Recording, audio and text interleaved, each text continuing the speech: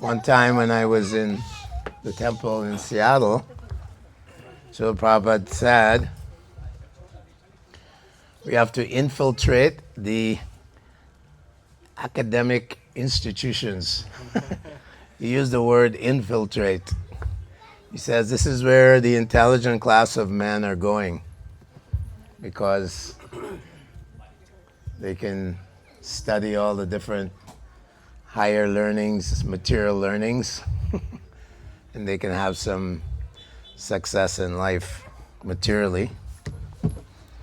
So Srila Prabhupada would take us on morning walks. The first morning walk I went with Prabhupada was in a place called Portland in Oregon. Oh, thank you.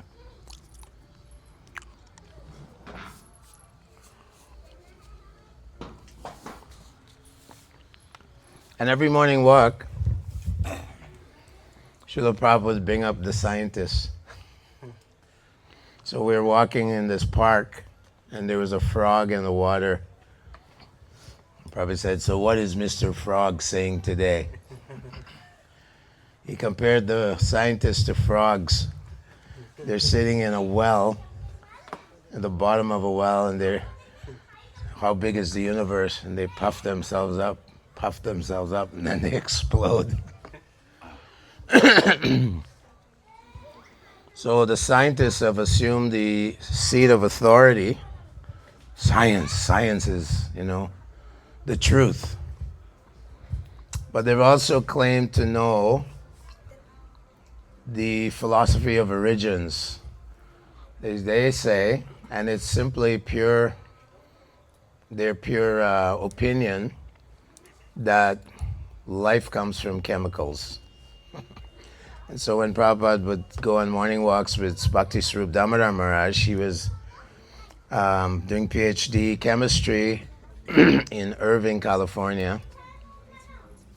And he saw devotees in the streets chanting, and he's from Manipur. So he went, who are these people? Manipur is many Vaishnavas. Narottam Das Thakur preached in Manipur, and many Vaishnavas were converted there, the Vaishnav state.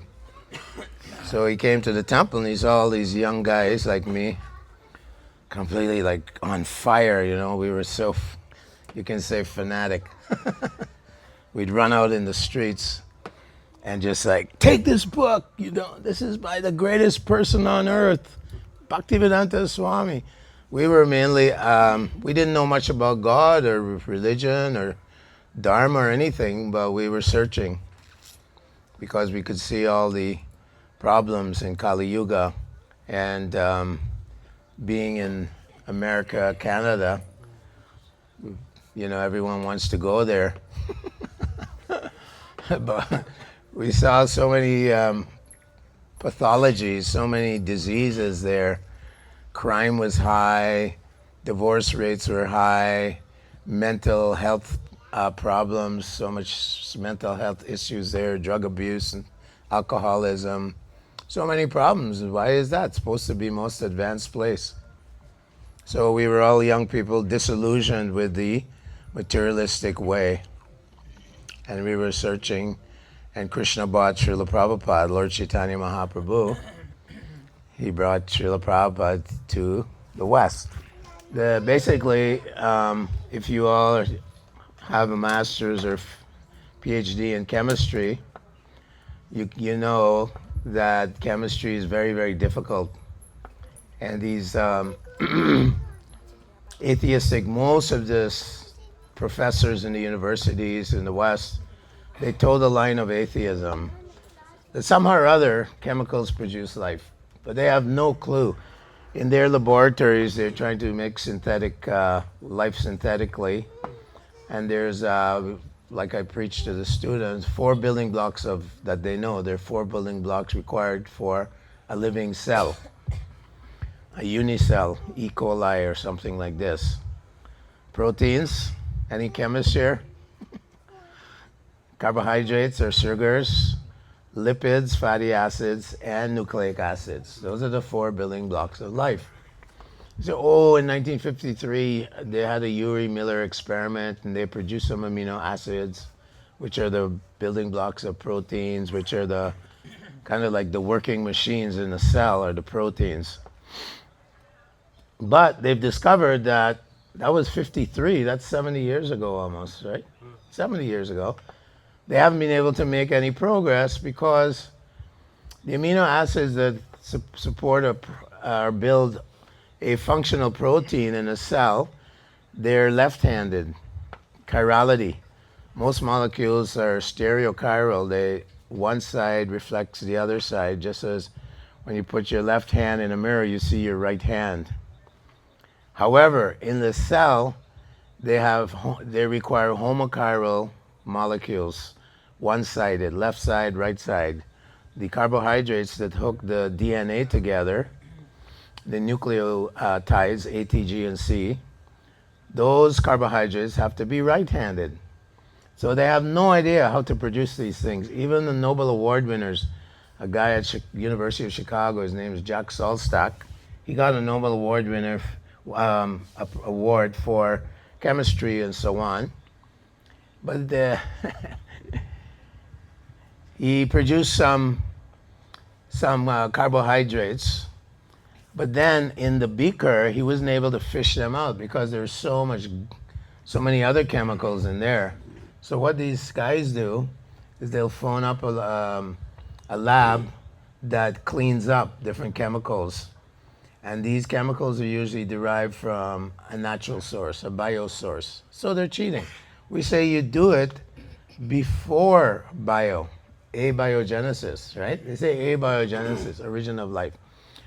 So quite a few scientists, not a lot, but a few of them who are highly advanced in science and chemistry, they will question these claims that they make in their science journals like Science magazine and Nature magazine. And they make these false claims because they may produce something, their sensors can detect it, but they can't take it out of the beakers. So they order it from some lab that extracted it from a tree or some organism. And they say, here you go. And then they go further on with their synthesis. But they're so far away from producing life. There is not a close to producing life. So this atheism is being perpetrated by the academic community throughout the world. Oxford, Cambridge, Harvard, MIT, these are the big names, right? And they're promoting this idea that there's no God. In the Bhagavad Gita, in the 16th chapter, what does Krishna say about the two types of human beings? He says the Asuras and the Asuras. Unfortunately, because of Kali Yuga, the Asuras are holding a lot of power of authority. And they're called scientists, atheistic scientists. And they say, Asatyam apratishtam te jagadahura nishvaram. Asatyam, life is temporary. Apratishtam, there's no support, there's no foundation for all the cosmos, all the planets that are moving around in a specific orbit. The sun, the moon, all these things are arranged. The whole cosmic galaxies, they're all arranged so that there can be life on all these different planets, according to Vedic cosmology. They say, oh no, just by chance there was a big explosion 16 billion years ago. Big Bang. And then the universe cooled down, and suddenly all these things came together. But scientists know, if you study science, there's something called entropy. That actually things don't self-organize. Things break down to their basic equilibrium, thermodynamic equilibrium. So they're talking about reverse entropy. But that's not the law of physics. That's not the laws of physics and chemistry. The law is that things break down. They don't self-organize. They call it self-organization of matter. Another sleight of hand, intellectual sleight of hand they use, is a natural selection. But nature's a machine. Machines, we know machines don't select. You have to have an operator. So Srila Prabhupada said, you see this huge, like a orchestration of life here in our universe. Oxygen is being produced, water is being produced, nutrients in the ground is being produced so that life can be sustained. It's a huge, a running machine. Nature is a machine. It doesn't have intentionality. So one of our BI guys from South India, his name's Rasaraj, he lives in the West now. He showed mathematically that Prakriti, the material energy, the Prakriti has no intentionality. There's no such thing. These are subjective characteristics, and subjectivity means person. Subjectivity, emotions, goals, purpose, these things come from a living being. And that matter itself, the machine, it has to be run. Prabhupada said there's an operator operating this big machine. And it's corroborated in the Bhagavad Gita. Aham sarvasya prabhavo matak sarvam pravartate iti matva bhajante mam buddha bhava samanvitaha. So our business is to drive forth or mount a frontal against atheism. I was invited to speak at a university in Durgapur, and they said, "Oh, do you have a PhD or a master?" I said, no. I'm a Hare Krishna. I joined when I was 20. Oh, no, you're not welcome. So wherever I go, when I speak at universities, they want to know what are your credentials. Are you going to speak? Sometimes I say we speak about consciousness-based paradigms. That the Vedic conclusion is that consciousness is the first primal mover in the body, in the universe. There's a super soul.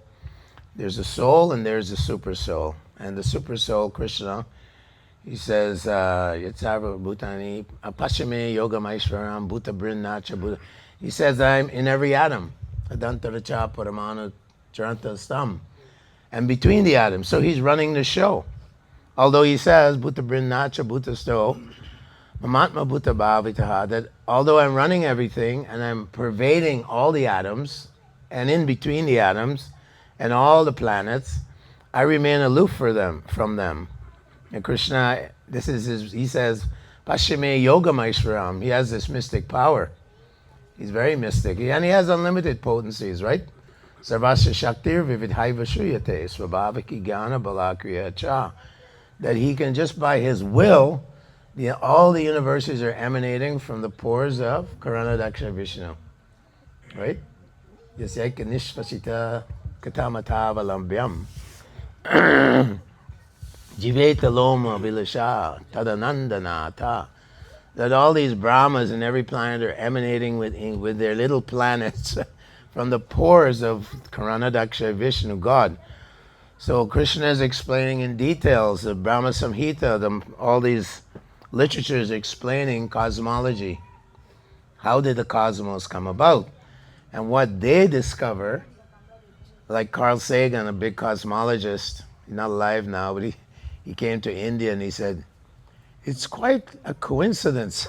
It is a coincidence that the Hindu cosmology is very much uncannily accurate to our findings with our telescopes.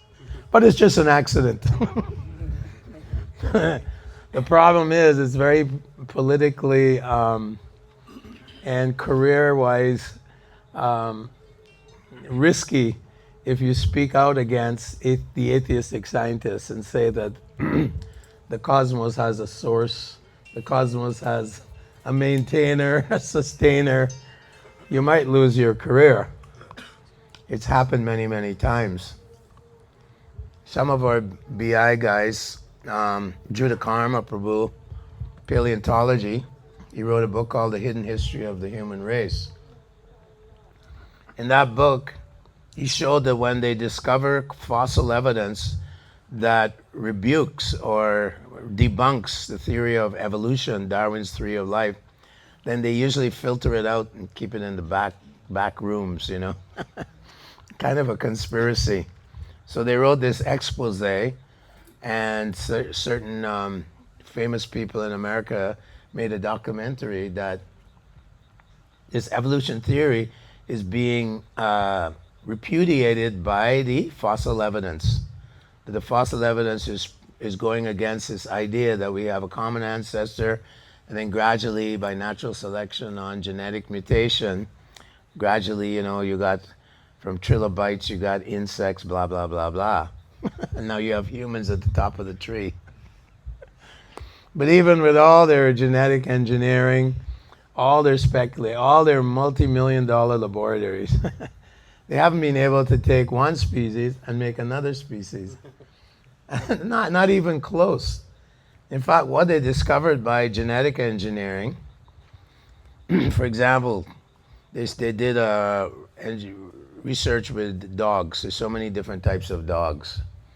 And they found that when a genome, which is like a little sentence in your genetic coding, when that is broken, which happens many times, genetic mutations, and they break, what happens is it does modify an animal, but it doesn't change their anatomy or anything like that, but it does modify them. For example, if a genome is broken, then a dog with long hair suddenly gets short hair. If another type of genome is broken, then they find the dog becomes very muscular. And what they discovered was that the breaking of genomes may change the animal's features and so on, but it doesn't upgrade. Just like if you want your computer to do more activities, if you want your computer to be, upgraded, what do you have to do? What do you have to do? Upgrade. You have to write more code, right? It needs more code. DNA is a code. So you have to, write more code, upgrade your coding system, and so on. So what they found with mutations is basically the genomes are breaking, and you're getting different types of, within the species, different features of dogs. But it doesn't really upgrade them. It just changes their anatomy, a little bit of their anatomy: short hair, long hair, more muscle, less muscle, short legs, long legs, and so on. And they've done so many genetic engineering with fruit flies. And what they found is, after about 10 generations of the fruit fly having been genetically engineered, and maybe they get some extra wings, which don't really work anyway, they found that most of their genetic engineering puts that species at a disadvantage. Like they made some extra wings on a fruit fly, but the wings don't have any muscles on them. And so it's like a dead weight on the poor fruit fly. The hapless fruit fly, they call it. Or they find a leg coming out of the head of a fruit fly by there. What they found, though, is that after, say, 10 generations, the fruit fly rebounds back like a rubber band. They stretch it, it rebounds back to its ancestry, its basic forms. So they keep speculating and speculating, and they're so convinced, but it's actually, atheism is an act of faith. They take a leap of faith. I believe there's no God is a belief system, and it's based on their epistemology, their theory of knowledge. Epistemology, why do I believe what I believe? Because I don't want to believe in God. They have an emotional problem with the existence of God and the soul, because with their instruments of investigation, the laboratorial, experimental, their microscopes and so on, I don't see the soul, I don't see God. But empiricism is restricted to molecules, atoms, and the laws of physics. It doesn't deal with consciousness, subjectivity, and all the symptoms of life.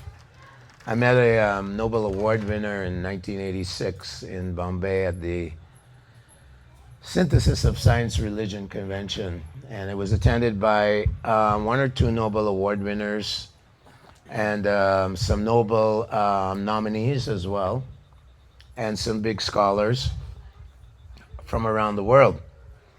And so George Wald, he was an associate of Albert Einstein, and he got a Nobel Prize for vitamin A, for studying the eye. And he was saying, if I go to a shopping mall and the door suddenly opens for me, does the door resent opening for me? What do you think? The door opens for you, you walk in. Is it resent opening? And he said, if I play chess with a computer beats me at a game of chess, does it feel proud? Does it feel, some proud? He says, as a human being, I don't think so. But as a scientist, we don't know the answer. And then he said, but I think what we're speaking about is Brahman. Because he had a Bhagavad Gita sitting on his podium. We presented him Prabhupada's Gita. And in the Bhagavad Gita, we know that the Najayate Mriyate, the soul is there, characterized by emotions, feelings, perception of pain and pleasure and life and all this. So he admitted that at least this non-antimatter, it's called, Prabhupada wrote about antimatter. That is the characteristics of the soul. And there's a little Mamaivamso Jivaloke, the Chinese soul, and there's the super soul, Krishna says in the 15th chapter. Dvoimo Purusholoke, Shanam Akshamevacha, Shanam Sarvani Bhutani Kutashto. There's two types of living entities, jivas, the conditioned soul and the liberated soul. And he says, Uttama Purushatvanye Paramatmeti Udaritaha. Atosmi Loke Vedecha Pratishta Purushottamaha. He says, above these two fallen and non-fallen living entities is the Paramatma, who is maintaining all the universes. Atosmi Loke Vedecha Pratishto Purushottama. He is the supreme being, first being, the being who is superior to all other beings, whether it's Shiva, Brahma, Durga. He's superior to all of them. He's the source of all beings.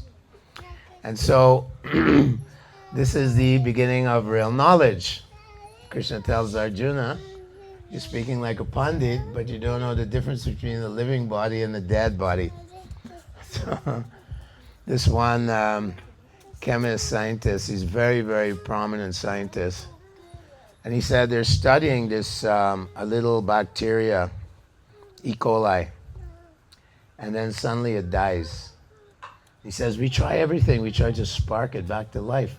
Everything's there. All the molecules, everything's there. The whole cell is still there. All the different parts of it, the organelles, the mitochondria, this, that, He says, but we can't spark it back to life. What was it that went wrong?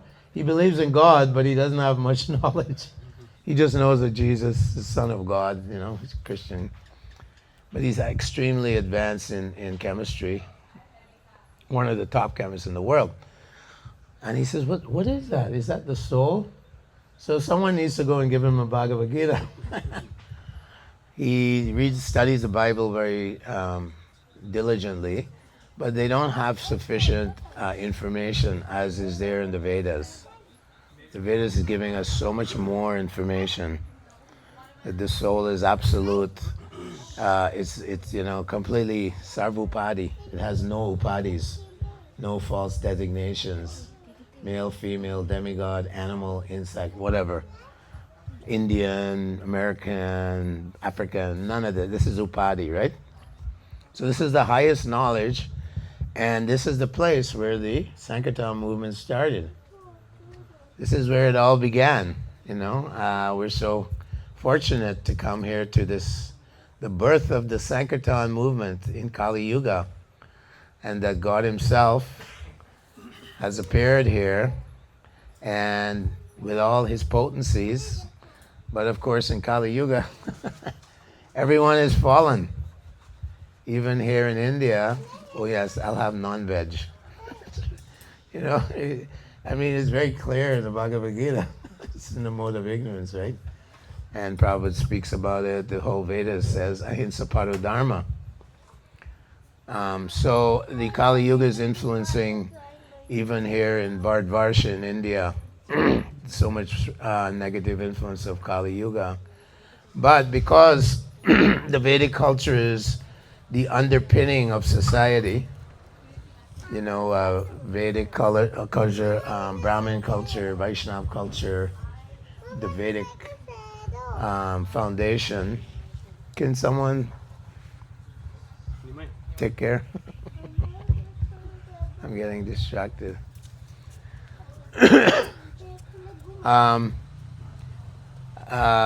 Those who are born Bharat Bhumite, Prabhupada said, your duty is to absorb this knowledge, cultivate this knowledge under the guidance of a bona fide acharya. We're in the line of Lord Chaitanya Mahaprabhu, Madhava, Gaudiya, Vaishnava, Sampradaya. So it's a great, great benefit, a great opportunity, and a great gift that we have, become exposed to Lord Chaitanya Mahaprabhu's movement. And we develop our Krishna consciousness. The holy name is full of Shakti. The holy name is non-different from Krishna. Kali Kalir Nama Rupa Krishna Avatar. Nama Hoite Hoi Sarva Jagat Nishtar. So in Kali Yuga, the process is this chanting of the names of Krishna. Nam Namakari Bahuda Nija Sarva Shaktis. So we have this full of potency. When we're chanting, we feel so much ecstasy and bliss. It's full of Sat, Chit, and Ananda. And that is what every soul is looking for, but they're looking outside of themselves. The science is pointing people outside. The torchlight is being pointed outside. Na te vidu swa arta gatim hi Vishnu durashraye bahir arta manina. Bahir arta. They're always looking outside. Where is happiness? Sense gratification, money, money, money, and sense pleasure. What else can you get? But dharmasya hi apavargasya nartotaya pakalpate. That the whole goal of human activities is apavarga, freedom from the 5 types of suffering. Pa, fa, ba, and ma. Those are 5 words. Parishrama. The first word comes from parabhavas. Parabhavas means that you will meet with failure. Parabhavas tavada bodha jato yamanna jagyasata atma. Unless you inquire into the absolute truth, you're going to meet with failure. Pa, fa, fanila. People are, yes, I can do everything. I'm the doer. I am super brainy. Fanila means the donkey is working hard and he's frothing at the mouth. And all he needs is some grass. It's everywhere. But he's working for the laundryman, And then Barishmama means disappointment. Barhishmata means disappointment. That in life we will meet with disappointment if we're, completely absorbed and embedded in materialism, mode of passion. Rajani Jani Jayante. Loba Pravitim Aramba Karmana Ashama Spriya. Right? Mode of passion, greed, material desires. Pravitim, very materialistic. No, I believe I am the body, I am this, I can do anything, look at me. Blah, blah, blah. Loba Pravitim Aramba. Hard labor. People willing to over-endeavor to acquire wealth and things that wealth can buy and enjoy their material senses. Karmana ashama spriha. Intense desire. People become so intensely desire and so arrogant to accumulate more and more fame, prestige, wealth, all these things. There's no happiness there. It's just purely hollow. The heart is hollow. So disappointment will be there in life. And then bhaya means fearing. Prahlad Maharaj speaking to the Avaduta. And the Avaduta is explaining to him, brother, why are you lying here? You look quite fit. You're like a little bit, chubby, little fatty. And you're lying here in the forest. And so he explains that he has learned from the bumblebee that the bumblebee makes honey, but then the person comes and takes it away. So the bumblebee remains vairagya, detached. And the big serpent, the python, he lies there and some animal comes and he grabs the animal and eats. So whatever. So he says, Paschami daninam klesham lubdanam ajitat manaha. Bhaya alabda nidranam sarvato vivishankinam. It means that I see that the wealthy man daninam. Klesham is full of miseries. Lubdhanam ajitatma. His mind is so agitated because of greed. Greedy, greedy. Oh no, who's someone's stealing my money. Oh no, it's my children. They want a fancy car. Oh no, it's the government. They're taxing me. Oh, is there a thief coming in the house? Everyone, it's a wealthy man's always worrying someone will grab his money. He's so attached. Lubdhanam. When you're greedy, you also become miserly. You don't want anyone to take a paisa from you. So he suffers in this way from greed. Bhaya alabda nidrana. He can't even sleep at night. He's so afraid. He's worrying, oh my God, the tax man is coming. You know, I have crores and crores hiding in my pillow. Right? We're in India. They're in my wall, in my house. And maybe the tax man will come. Rannath Swami told me a funny story. You heard these Muffalal people, right? So one of their cousins, some of them became devotees. They joined Prabhupada and Mission and Rannath Swami. And one of his, their relative cousins, he had a big company, big whatever company he had, factory or something, many factories. And he had black money, right? India, black money. So he'd keep notes in this drawer, and he would just keep it there in his desk. All the notes, all the black money coming in and then going out and so on.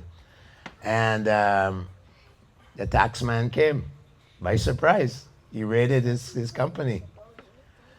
And fortunately for him, at this time, everyone's saying, why don't you just become a devotee? Your cousins are devotees. Why don't you join? Oh yeah, no. I like Hare Krishna. I go and take darshan. I pray to God, protect my money, protect me. Make sure my kids go to IIT. Get a good job. Like this, but he wouldn't surrender. Atmani, he didn't want to surrender. You have to surrender. Atmani Vedanam. Like you have to surrender your heart, your mind. Krishna knows. Oh, I'm the most fallen. I'm so surrendered. But inside you're thinking, how to get this, how to get that, No. Krishna knows everything. So he was very fortunate. They came into his office and they were opening the drawers. And when they opened the drawer with all his, those ledgers, he was so fortunate. He had a Krishna book on top of the ledgers by Srila Prabhupada. LP Purushottam, Krishna book. And the taxman looked at it and he go, oh, Hare Krishna, Hare Krishna, I didn't know you're Hare Krishna. Jai, please forgive me. And the taxman, Krishna just guided. From his heart, Krishna saved him, Krishna saves devotees. He immediately went and surrendered to Rannath Swami, took initiation. Otherwise, who knows? So, Lubdhanam ajitat manaha, bhaya alabdha nidrana. They're losing sleep. All these big crorepati, they're always worrying about their money, unless they give it to Krishna. Prabhupada says to avoid going to the hellish planets, wealthy people should give a large portion of their money to the spreading of Krishna consciousness, Sanatana Dharma. He said that. Otherwise, he warns, and this is in the 5th canto, description of the hellish planets.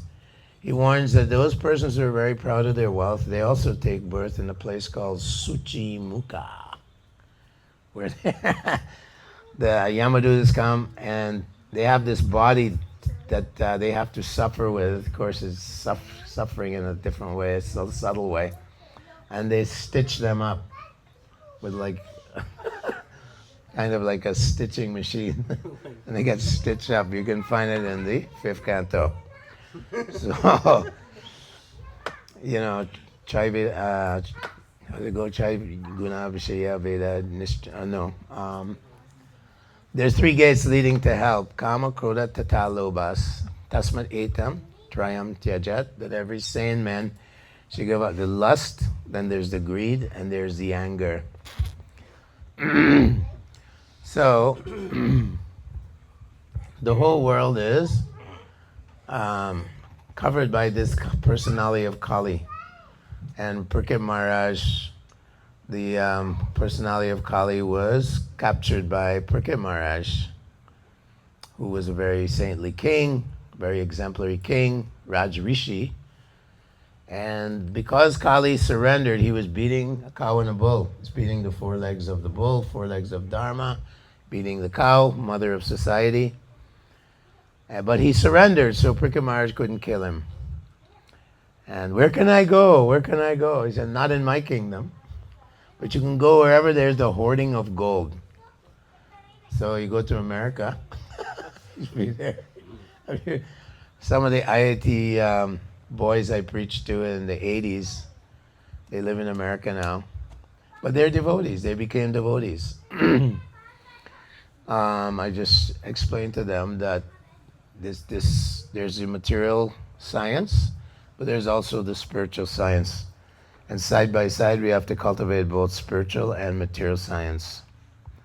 So they become devotees, very intelligent to get into IIT. You have to be quite smart. So they go to the West and they work for Microsoft, Google, all these big companies. And we tell them, don't forget your great heritage.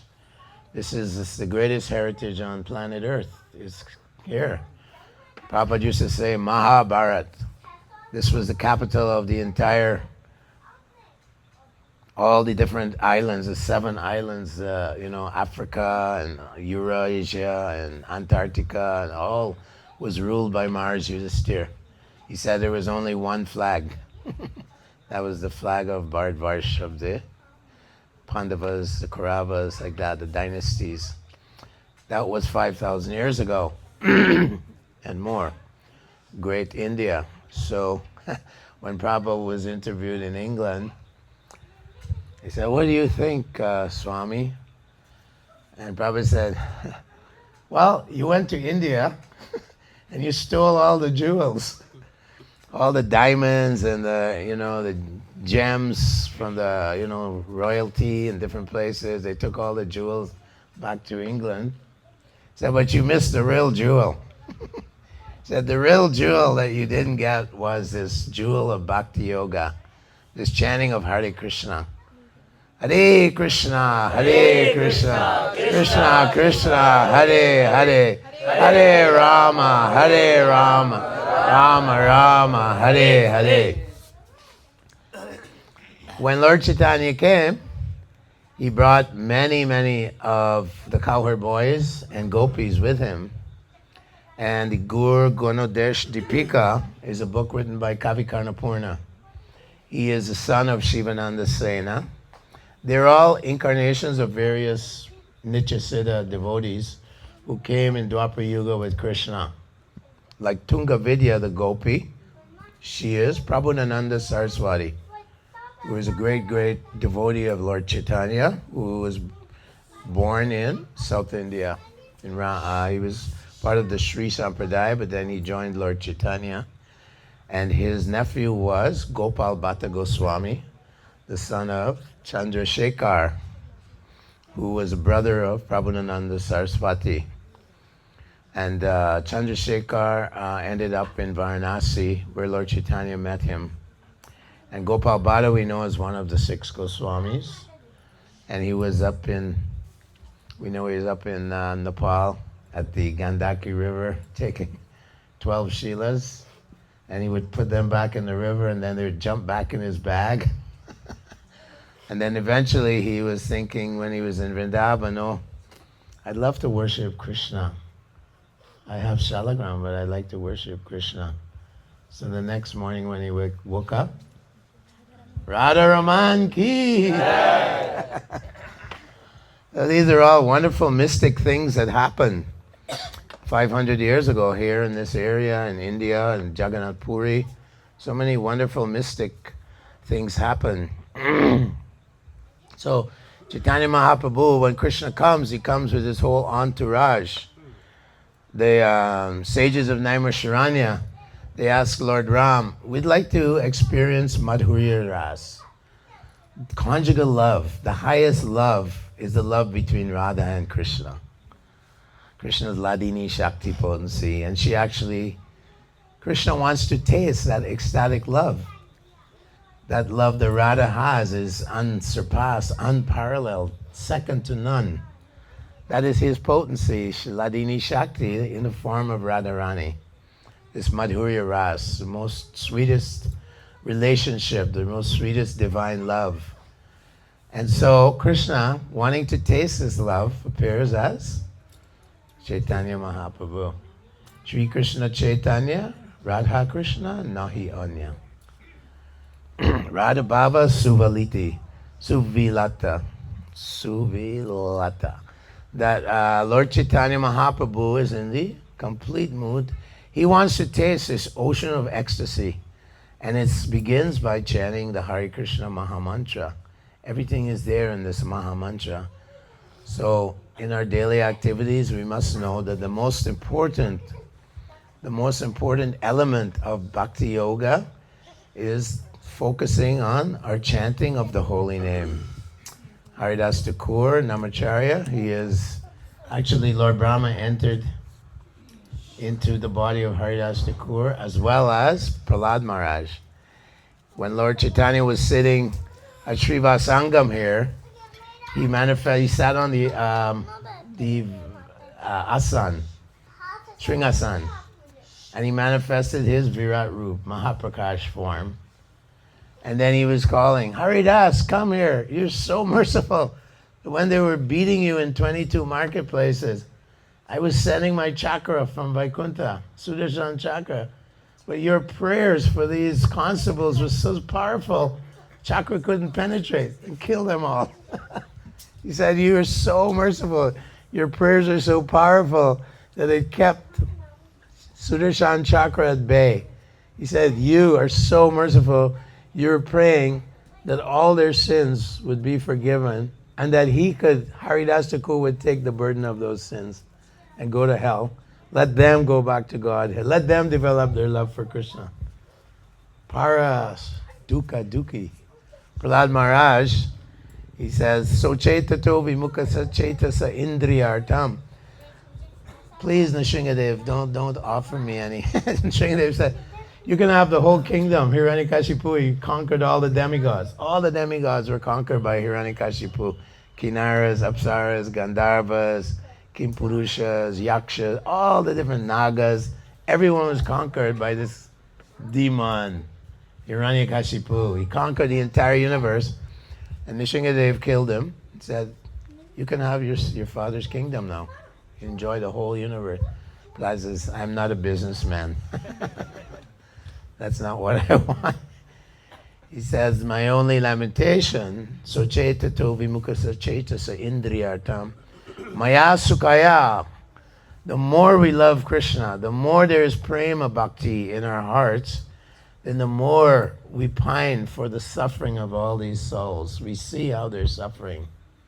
They're all suffering because they're committing sins every day in Kali Yuga, covered in sins in Kali Yuga. So the advanced devotees of Srila Prabhupada, he was amazed. He said, I'll go to New York and I'll start a little temple and I'll get some Gaudiya Math brahmacharis come over and we'll do some kirtan. He was just so empowered by the Lord. He was just glowing. When you saw him in person, he was just glowing with prema. He was dripping with this prema. You couldn't, like people, even the agnostics, people who come to see him, these intellectuals, university professors, how did he get like that? You think, Lord Chaitanya Mahaprabhu entered into the heart of many devotees. Nakula Brahmachari, Nishingananda Brahmachari, Rupa Goswami, and they become like empowered, Krishna Shakti. So this Prabhupada was just humble, the pure devotee is very humble. I'll have maybe 1 or 2 temples, one in New York, maybe one in Chicago. The thing exploded. It just exploded. Like people were shocked. Especially most of us, I mean in the West, it's Christianity and Judaism. And Jewish people, you know, they're very intelligent. You have to give them credit for that. Albert Einstein, Niels Bohr, they're all Jews, all these guys. Heisenberg. Goes on and on. So they joined Prabhupada's movement. And the rabbis, they went on the warpath. And they started accusing, brainwashing. We have to deprogram. They're capturing our kids. And Prabhupada said, I don't pay them. They just surrender to me. They give me their lives. We gave, you know, the young people gave our lives. We were just amazed at Srila Prabhupada. Great, great personality. Great Mahabhagavad. And even the professors would come. Why are boys not joining the church? Why are boys and girls not joining the synagogue? You know, we have religion here. Yeah, but that is, you know, V-Dharma or Chala Dharma or Bando Dharma, different false religion, basically. It's described in the 7th canto. So they came to see Prabhupada. Many of these theologians, professors, big, big people, famous, powerful people, they connected with the President of America, you know. And they were amazed when the President of the US, Ronald Reagan, he phoned Harvey Cox. Harvey Cox saw devotees chanting Hare Krishna in Boston. That's where, you know, all the big universities are. And so he started visiting and finding out, well, who are these guys? I mean, why are they joining this unknown alien religion from the other side of the world? What is this? Why don't they come to our church? And then he saw that these young fellows, young girls and boys, you know, we were very young. Many of us were 16 years old, 17 kids. He saw a lot of sincerity. Like we were going from, you know, Jagai Madai to Surdas, you know. We were taking intoxication and all kinds of nonsense, eating meat, non-veg, all this stuff, sense gratification, complete nonsense, and frustrated. So the Harvey Cox, he was amazed by Srila Prabhupada, and he was the head of theology department in Harvard, which is like number 3 in the world, practically. Oxford, Cambridge, Harvard. And then the President of the United States was noticing a lot of gurus, bogus gurus were coming to America. Osho, Guru Maharaji, and many impersonal Mayavadis were going and saying, you're God, everyone's God, give me money, I give you a mantra, and then you'll be happy. And they all became rich. The guy from Calcutta was named Vikram. Vikram's hot yoga. He's a multi-millionaire, cheating people. Cheating, he's completely debauched. They finally went after him and now he's hiding in Thailand. They went after him and many young women came forward and said, you know, this fellow is a complete debauchee. What is he? He's not a yogi? Yam samyasimiti prahur yogi tam vidipandava nahi asanyasa sankalpi yogi bhavati duk. One who is renunciation and yoga go hand in hand. One cannot be a yogi unless he gives up the desire for sense gratification. Lord Krishna tells Bhagavad Gita. So the President of America, they're very concerned. So many young people joining these bogus yogis, swamis and all this from India. And he called Harvey Cox, head of Harvard Theological Department. Who is this Swami Bhaktivedanta? Harvey Cox said, no, you can't touch him. He said he's 1 in a million, maybe 1 in 100 million. He told that to the President of America, Ronald Reagan. 1 in a million, maybe 1 in 100 million. He said he is purely, completely authentic, completely like a great personality. And there was another theologian, Stilson Judah, and he was head of theology at UCLA, University of California, Los Angeles, Berkeley. They have University of California all over California because there's like a lot of people there. It's very prestigious. So he saw all these young people, they were hippies, and then they became brahmachari and brahmacharini. You know, like, what's going on? We can't convert them, you know, we can't convince them. And so he saw the devotees chanting in San Francisco, Berkeley area. It's a very liberal place, lots of liberal people, very progressive thinkers. And he visited the small temple that we had there. And he said, these guys are practicing real Dharma. They're actually practicing. So then he went to meet Srila Prabhupada. And he was amazed by Srila Prabhupada. So he wrote a book called Hare Krishna and the Counterculture. And it became a big hit. So every time Prabhupada came to Los Angeles, which was a kind of center in those days, that was the center. Most Christian consciousness was in the Western world, the Europeans, Americans, like that. So in Los Angeles, Stilson Judah would come and sit down on the ground and listen to Prabhupada's classes. And then Srila Prabhupada would take him for morning walks. And he'd say, all these religious people, including Hinduism, he said, they're all rascals, they don't know who God is, they're all cheating, you know. Fools and rascals. He really smashed. If you heard Prabhupada's morning walk conversation, he's smashing the scientists, he's smashing the false philosophers, false religionists. And Stilton Judah said, yes, Prabhupada, you're completely correct. No one's following, you know, Christianity or Judaism or anything. They just, you know, they're not following the principles. And so lately, in 2016, we have tables with books in the shopping places in America, Canada. You know, we go out and distribute Prabhupada's books. So this lady came and this brahmachari presented her Bhagavad Gita. And she was going through it and her friend said, no. Brainwash, cult. Don't buy it, don't buy from them. Let's go. So her friend dragged her away, but in the book there's a referral, a recommendation by different scholars, and one was Stilson Judah. And she came back to the brahmachari, she left her friend, came back and said, when I was a little girl, I used to play with Stilson Judah's daughter in his house. And in his house he has a room where he has an altar.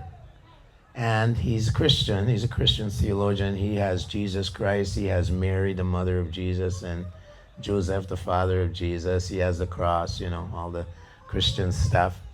He said, this man in this book, this photograph, his photograph was on this man's altar. He was on the altar next to Jesus. So Stilson Judah had accepted Srila Prabhupada as his guru. Haribo. Big theologian, you know, big theologian. And she said, I was playing with my friend and, you know, we'd see this, you know. And she said, he was the nicest man I ever knew, this man. And he loved Srila Prabhupada. These are people, they fell in love with Srila Prabhupada. Many of these theologians around America, Canada even, Waterloo University, they just amazed by what Srila Prabhupada did. Prabhupada said, this is my miracle. I don't make gold, I don't make ashes. You know who I'm talking about?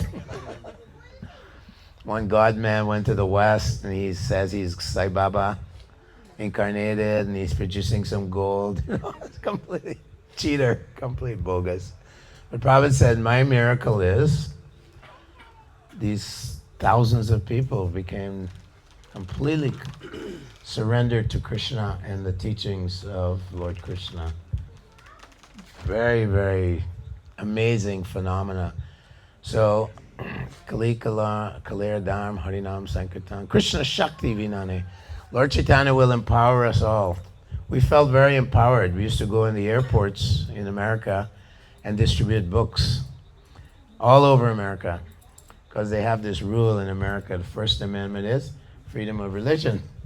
So we go and we get ourselves arrested, and then we take them to court. And in the Supreme Court, they had to honor their first constitution. It's the first law, freedom of religion. So all the airports got open, and people were very angry. They would harass devotees. Why are you here bothering people? And we were giving millions and millions of Bhagavad Gitas, distributing millions of Bhagavad Gitas. Some of the people that got books from us were very, very good, nice people, famous people like Muhammad Ali. Have you heard of him? Famous boxer. He was very opposed to the American way. He actually changed his name. His name was Cassius Clay. He said, that's my slave name, because in those days, black people were suppressed in America. They still are today, but there was this racial problem. And so he changed his name. And he met devotees. He met Brahmananda in Africa. Prabhupada's disciple, Brahmananda Prabhu, met him in Africa, and Brahmananda preached to him. And then he met Bhakti Tirtha Maharaj, who was preaching to the black people in America, and so on, and many joined. So he was in the airport buying another book. He has all of Prabhupada's books. And these Christians, they would come and break up sales. They'd come and say, oh, no, Hare Krishna, brainwash, don't. They're very envious because they can't make people devotees. So their churches are closed. We're buying their churches. So many churches in America, ISKCON. Yeah, it's great. We just take all the chairs out and we have kirtan.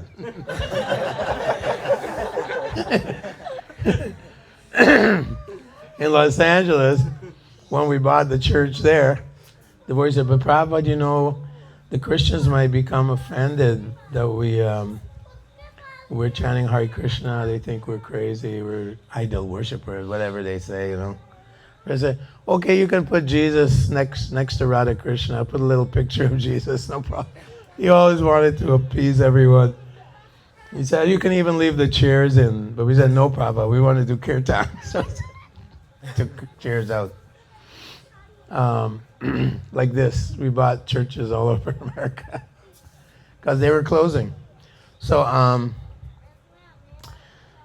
Muhammad Ali was looking at this Bhagavatam, and devotees were talking to him. He knows devotees, so he loves devotees.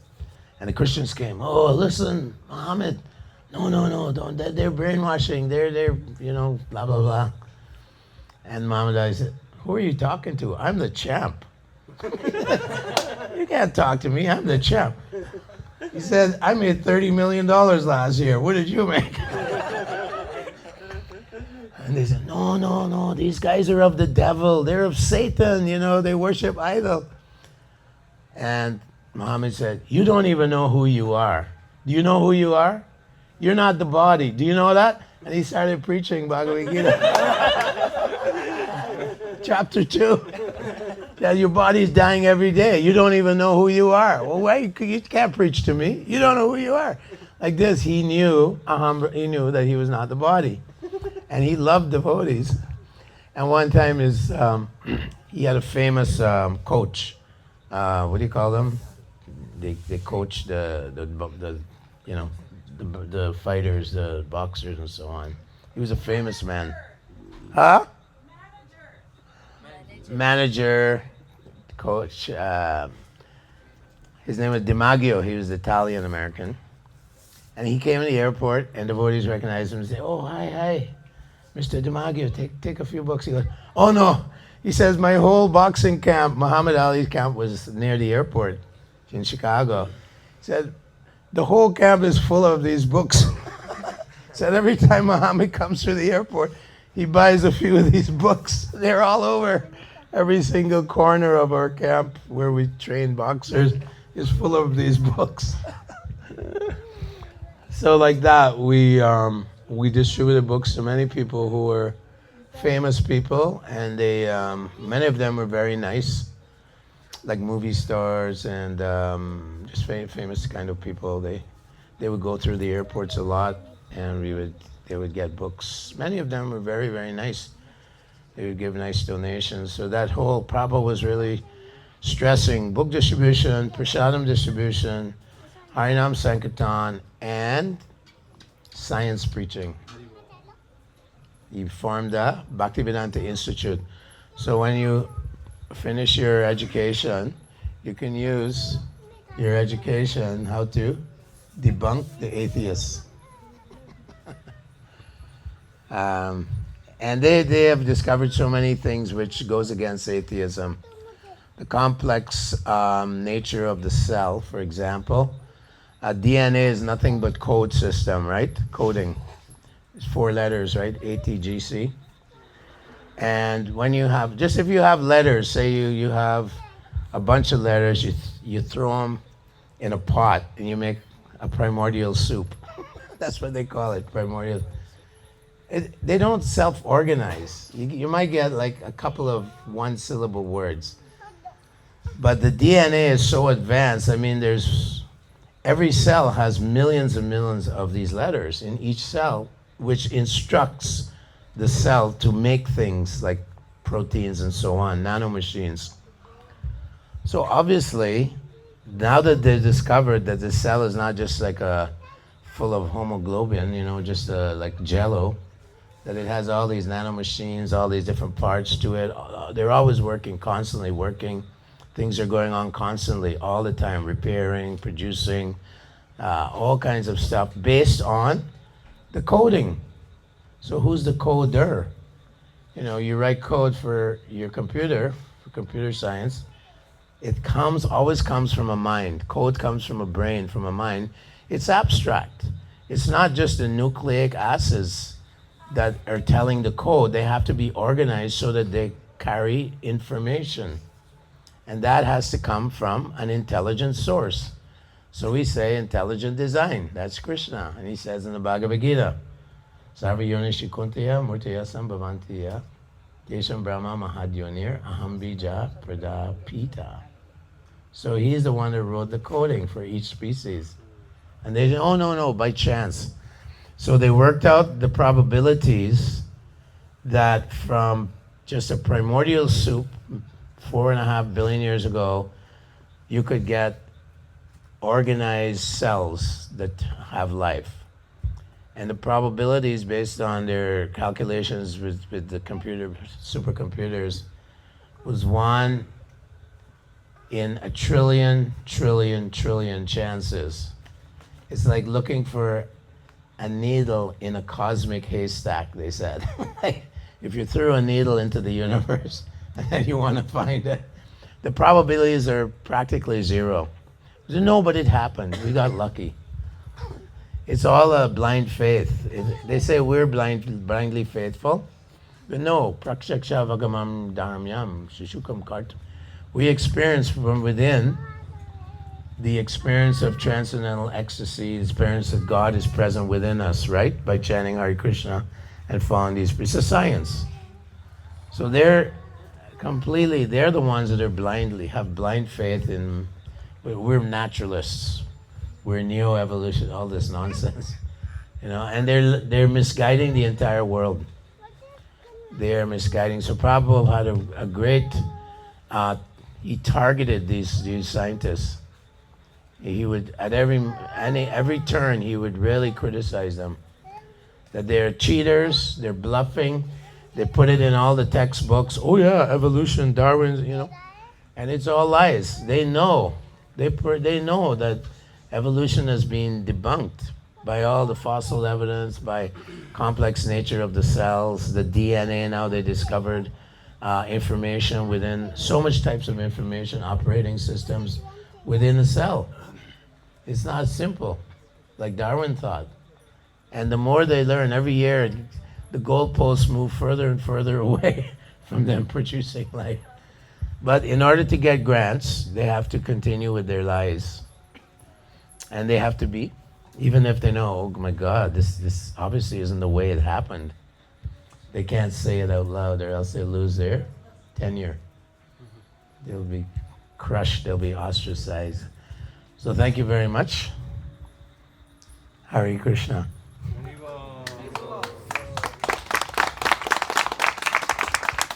about 5 minutes for questions. Okay. Let us first thank His Grace Kripanidhi Prabhu and Karunamui Mataji together hosting. I will request all the devotees if you have any question. Prabhuji, I have one question Yeah. from my side.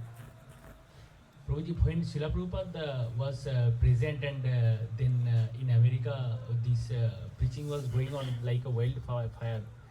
It was going very high, and later also this what can I say, high was not staying for a long time. How it rose like this high and then again it was slowed down? It's a very good question. A lot of people wonder about this, but if we look at the history of Vaishnava, the Lord Chaitanya's movement, we saw in many cases the movement became covered by Kali. Bhaktivinoda Thakur, I mean, he kind of revived it in this part of the world. It was completely like, it was stigmatized as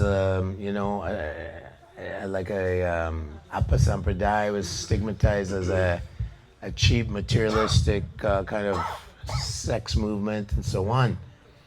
And then Bhakti Siddhanta, Bhaktivinoda Thakur prayed for Bhakti Siddhanta Saraswati to come and revive, destroy the 12 Appa Sampradayas. They were, they were changing everything, convoluting. So because of Kali Yuga, the movement has high points and low points. So when the great Senapati, Bhaktivinoda Thakur predicted that there would be a great Senapati would come and revive it. Even the Gaudiya Math, Bhakti Siddhanta, he established Gaudiya Maths in India, but then he was very disappointed that they did not comply with his directives to go to the West and preach. Some of them went, but they just kind of enjoyed, people love to have a Swami in their palatial, homes, and they, cajole with him. and yes, it's all good. Vivekananda went to Chicago and he didn't preach boldly. He said, oh yeah, different types of religions and so on. But Srila Prabhupada went there and he just like with a knife, chakshurun militam kena.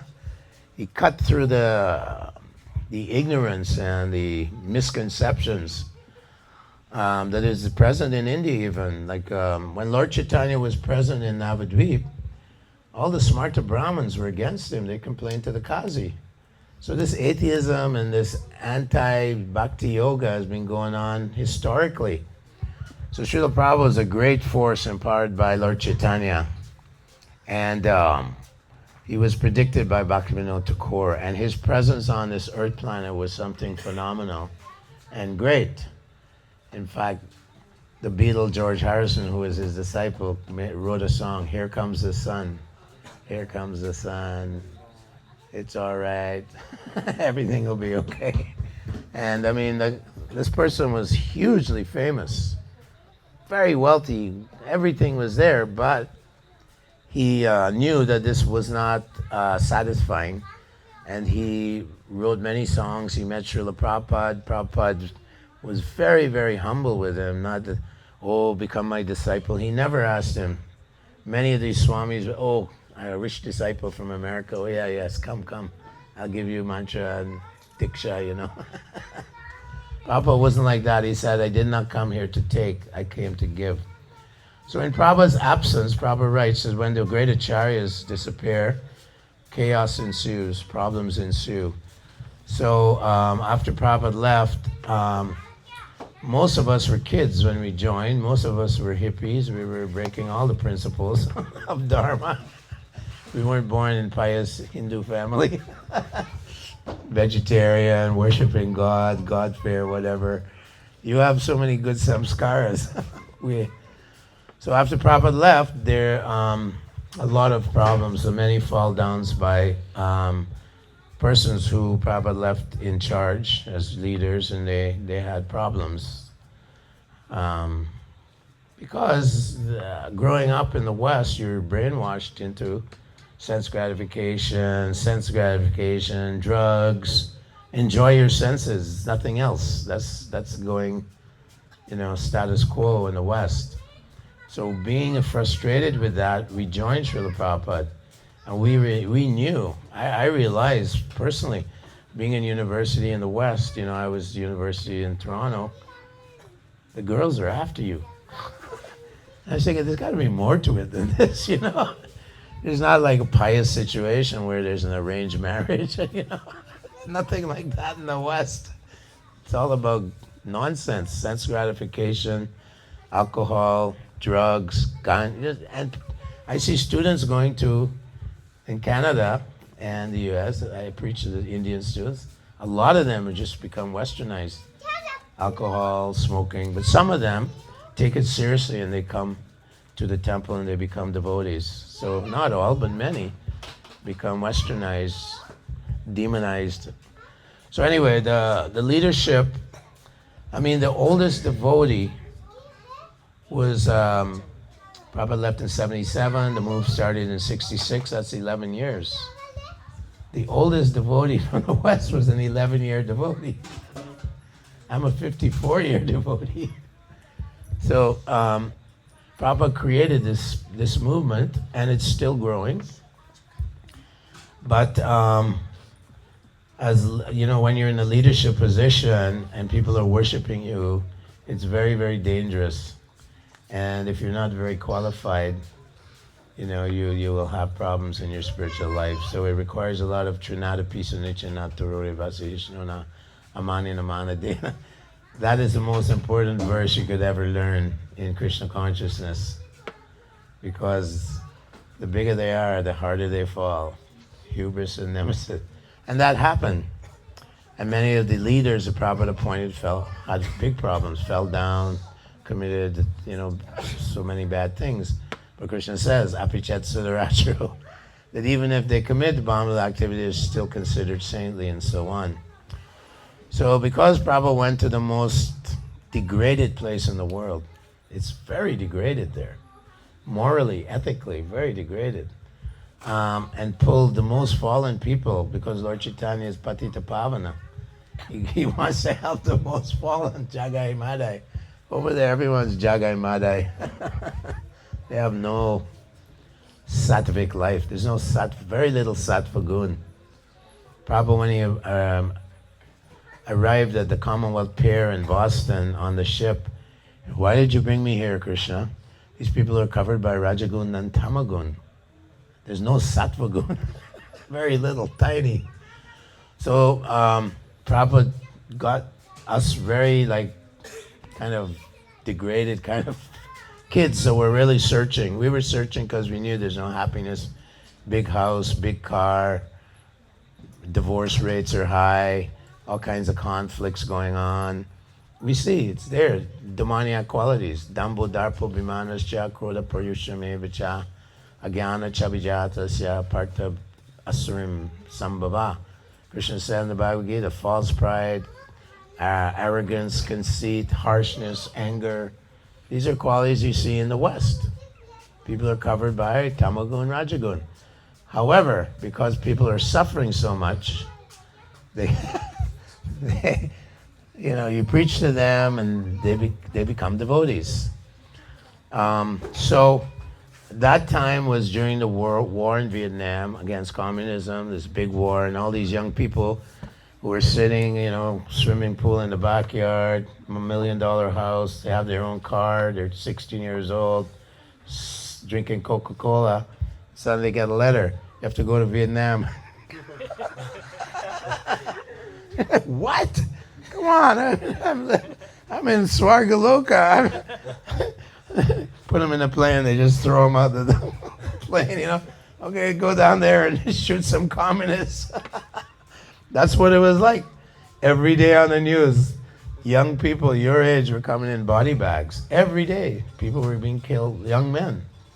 Mainly young men, there's young women too. It was horrible. They wanted to push back communism, but there's a proxy war against the USSR and China, who were communists, and they were supporting it by proxy. And all these American kids were getting killed. Prabhupada came into that.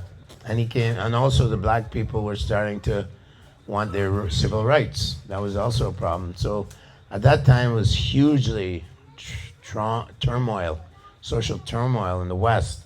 Prabhupada came in and he started to preach. If you want to know what is the truth of life, then, study Srimad Bhagavad Gita and learn the process of Bhakti Yoga. So of course this is all Krishna's arrangement. Krishna arranges, Lord Chaitanya has to arrange for this movement to grow. Since then, the movement's been quite weak in the West, acceptable. But many people, they like our books. Our book distribution is very high. But they're kind of like one guy I met. He has a grade 10 education. And he what he does is he sets up computers that sense how much oil is going, because it kind of has a lot of oil. So they go into these oil areas and they just set up a computer, and it tells how much oil is going down to Chicago or going wherever. So I said, well, what education you have for this? A grade 10, class 10. Okay. I says, read this book. So he read the book. He says, so you mean Krishna is God? I says, yeah, God's a person. His name's Krishna. He said, wow, that's amazing. These are the kind of guys, they have tattoos all over. They got ear piercings, and they're complete sutras. I said, well, why don't you come and to our, we have a farm with a Goshala in Canada, a big farm. We call it Eco Village because we live off the grid. We have solar, blah, blah, blah. Goshala, cows. We have Indian cows, blah, blah, blah. I said, oh, you want me to become a Hare Krishna? I said, well, you like the book, Science of Self-Realization, Prabhu, I would like to, but I'm 23 years old. I make $1 million a month doing this job. I said, $1 million a month, and you don't even have a grade 12. It's really hard to surrender. He's like, yeah, I can't do it. I'm making so much money. And that's how they live. They're just intoxicated, Bhogaishwarya prasaktanam taya. And so in these countries, most of those guys that are born, they're Americans, Canadians, they get these Sudra jobs. They're called blue-collar trade.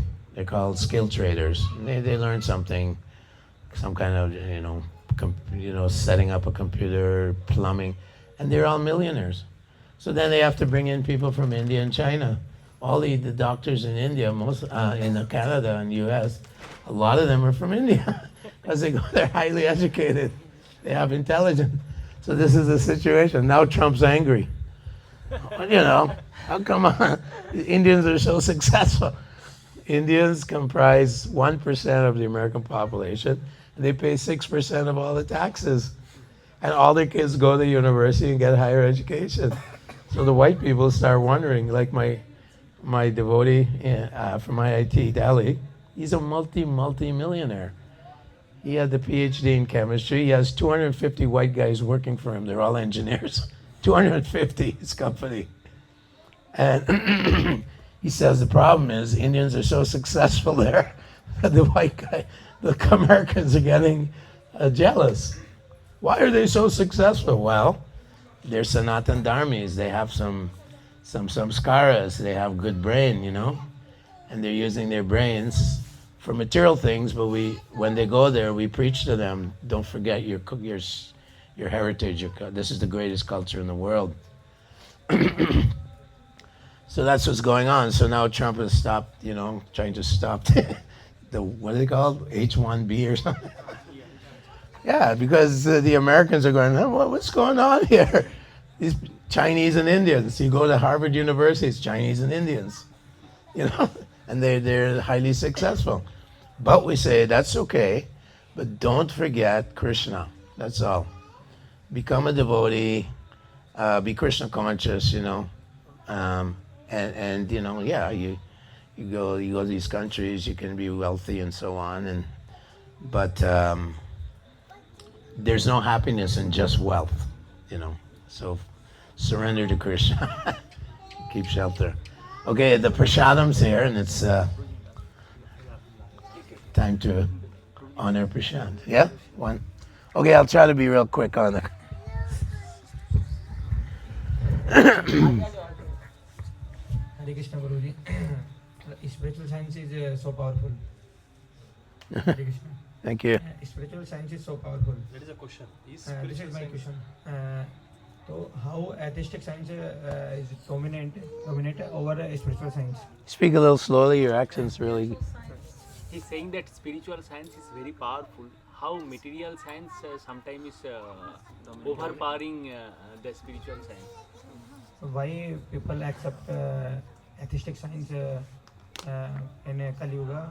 Due to the effect of Kali Yuga or something else, like Big Bang theory or Darwin theory about the creation, not accept the spiritual science. Right, so... The 12th canto of Srimad Bhagavatam describes Kali Yuga, and people become very degraded. Even in the first canto it says Manda Sumanda Matayo. So in this Kali Yuga, this is the time for Kali, when he has great powers. So the tendency of the conditioned soul is to enjoy intoxication, illicit activities, gambling, meat eating. Those are the tendency of a conditioned soul. And in Kali Yuga, it's very magnified. And Maya is very, very, very powerful. So even Prabhupada said in his purport, and different times he said, India has lost their culture, their ancient culture, spiritual culture. So this is the influence of Kali. But Prabhupada also said, when it's raining, you get an umbrella. You don't just go, oh, okay, it's raining, might as well get wet. No, you have to take measures to avoid the rain, the wet. So similarly, Lord Chaitanya Mahaprabhu, in fact, Lord Shiva, Parvati, they also wanted to taste this nectar of chanting the holy name. So it's described in Chaitanya Charitamrita that even Shiva and Parvati, all the demigods came to dance and chant, and disguised as human beings, come taste the holy name. So this is the great mercy in Kali Yuga. The Lord Krishna, in the form of Chaitanya Mahaprabhu, is giving a very simple, easy process. Yagyai Sankirtane prayer, Yujanti Sumedha Shah. So yeah, it's very powerful, but in this age, Kali's kind of his kingdom now. He's prevailing, and we have to preach against it and push it back. Krishna will protect us. So yes, this Hare Krishna mantra is very powerful. Or how is it spreading?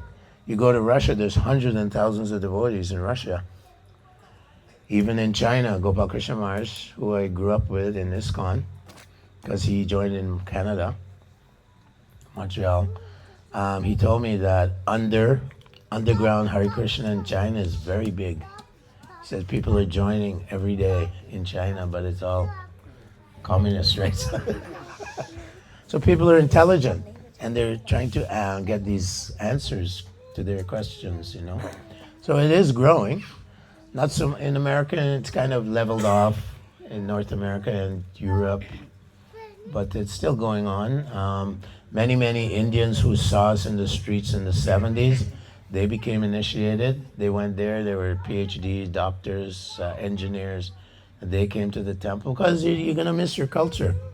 If you go to the West, the first thing you're going to miss is your culture, the food, the energy, the atmosphere, spiritual atmosphere, the bhajans, the kirtan, all that is missing. So people that come to the temple, they see Radha Krishna, they go, wow. One lady, she was driving around in Canada, and she heard about our farm. It's quite a big farm. It's like 4,000 acres. It's a big farm. Sharanagati. And so she, because of the internet now, social media, she said, well, what's this Sharanagati? In the middle of Canada, was it? So she drove, she's immigrated, a lot of Indians in this place called Vancouver. And she drove into our valley, and she sees a white guy with japa beads and dhoti. and she sees a bunch of desi cows. We have desi cows there. She's blinking, like, am I dreaming? In the middle of nowhere is this kind of village, Hare Krishna village. And the devotee comes up, oh, Hare Krishna, namaste, where are you from? Oh, I'm from Ludhiana, And she I used to, have a goshala in Ludhiana, and, my parents used to have cows, and I am in Canada, You guys, she went, like, all the devotees are like this, and they have, Lord Chaitanya, Gaur-Nita in the house, and they're all chanting, and they did have a goshala. And then she told all her friends. So all these people started coming. Now we have 200 Indians coming every day to China. They have to drive 3.5 hours to the farm. And on weekends, it's like 500 people. And what they did, the problem is they're missing their country. They miss their culture. They miss the social, the food, the whole thing, So they're amazed, and they come there and they see, oh, a goshala. There's no other goshala in the whole country. 1 or 2 goshalas that devotees have, And then we take care of these cows. We have Gir cows. We have cows from UP, desi cows, that, with the hump, And they're amazed. And they come, they want to, like, bathe the cow, feed the cow. Somebody said, look, you can't give them sweets and chapatis. They have to eat grain. And sometimes they come with all this puris, The cows get sick, right? No rasgulla for the cow. They like grass. So like that, the Indian, as the population grows in the West, and when they go to the West, they're either like PhDs, master's degree engineers, or doctors, or something like that. And so they have nice living standard, but now they want their culture. They miss their culture, so we teach them, you have to chant Hare Krishna. Durga is not God. Mama Maya Durga. She was demigod. And we explain to them Brahma Samhita and so on. Krishna is Ishvara Parama Krishna. So yeah, I'm being paged.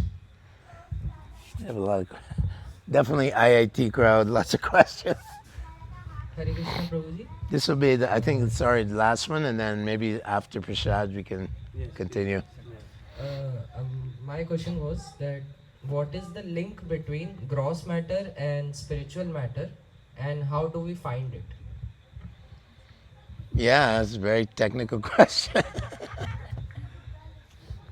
Well, in the Bhagavad Gita, Bina Prakritir Astada, there's the 5 gross, right? Bhumir Aponalo Vayu Kamano Buddhi, and then the 3 subtle. There's also described in Sankhya that there's the 10 senses, and then there's the objects of the senses. And so there's 23 elements, and then there's the 24th, which is the soul. So the connection is that the soul, it radiates consciousness. In the Bhagavad Gita, Krishna says, just as the sun radiates light and heat throughout the universe, so the soul radiates consciousness. Technically, it says the soul is being suspended by 5 pranas which travel through the heart. And the soul is suspended in the heart, and that, of course, super soul is there as well. Haribol. So connection between matter and spirit, it's very subtle, but the soul is supplying the energy, the consciousness is animating the body, which of course is created by Krishna, a very complex machine, yatra rudani mayaya, and somehow this connection, but that it may be mystical. So Krishna is known as Achintya Guna. He's inconceivably potent. It's like, how do the planets, they don't know what the technology for gravity is. They don't even know how the planets are floating. But Krishna says in the 15th chapter, what does he say? I enter into the moon, I enter into the planets, and keep them in orbit. So that's mystic. So Krishna's, what they're trying to understand is inconceivable because Krishna is mystic. And how the soul is animating and driving the body, the first mover, in some respect, it's probably inconceivable. But we get knowledge from Krishna because he says, Dadami buddhi yogam tam yena mam upayanti te, and so on. Ivanukampartana hama jnana jamtanaha. Adashanatmi atma bhavastu. Jnana deepena, that I give you the light of. So from within we're getting this light of knowledge and understanding. And it's beyond the senses, beyond the empirical approach, in other words, beyond just empiricism, But we know it's real because we experience it. The Prabhupada said to his disciples, how do you know Krishna's God? Oh, because Krishna said in the Bhagavad Gita. No, maybe the Bhagavad Gita is wrong. He said, how do you know? He said, well, there must be, and they were making different answers. And then one devotee said, because we can feel when we chant, we can feel his presence. I said, that's the right answer. Experiential, prakshaksha, it's an experience. They only experience matter, the atheists. They're kind of forbidden by Krishna, name prakashasa. I'm not allowing you to experience this because you're an atheist, you're a demon.